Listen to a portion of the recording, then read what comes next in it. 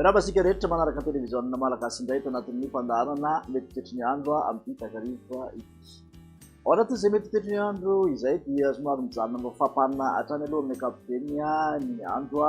saika manerana ny nosy ary dia ao anatin'ny atao hoe dimanandro fahavaratra zany tsika amin'ny ankapobeny somary toerana kosa ny atmosfera any amin'ny manodidina ny alatsinainy androany. Hojerentsika amin'ny atsipiriany avy akany tetry ny andro ho an'ny rapitso maraina aloha dia ny masoandro mibalika no mivantoerana saika manerana ny nosy ary toka somary mandrandrahona mety aranorana kely any ny morotsiraky ny analan'ny jirofo sy aty amin'ny maro antsetra antala aty. Ny torakandro kosa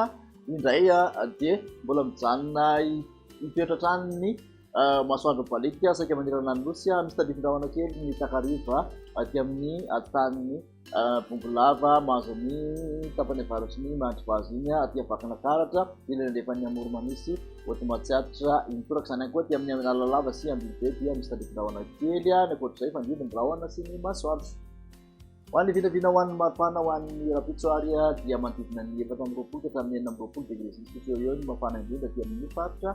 avoatany motsiraka atsinanana kosa dia 12 ka hatramin'ny 9 degré celsius aty amin'ny tapany avaratra misy somary mafapana aty amin'ny motsiraka andrefana kosa indray dia 12 ka hatramin'ny 30 izay maripana ambony indrindra izay. Ho an'ny mafana indrindra kosa dia 30 degré celsius any Mahajanga azy. Izay tetry ny andro izay ho an'ny alahady kosa indray dia mbola hita taratra hatrany ny masoandro mibalika saika manerana ny nosy misy orana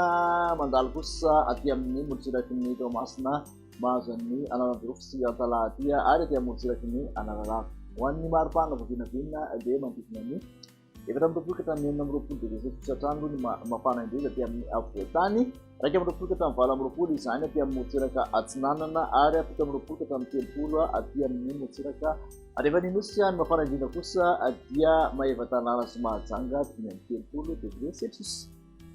Amarana ny tetry ny andro dia ho an'ny tontolo andron'ny alatsinainy amin'ny ankapobeny dia tsy maro toerana ny atmosfera zany hoe ahitana oram-baratra mety anakotroka indray zany aty amin'ny toerana sasatsasina miafy voatany manontolo iny torak'izany ihany koa mahazo ny aty amin'ny vatovato Tinany Atsimatsanana aty izay ary aty amin'ny tapany faritra Anosy aty amin'ny Antany Meraky aty amin'ny Bevoka ary aty amin'ny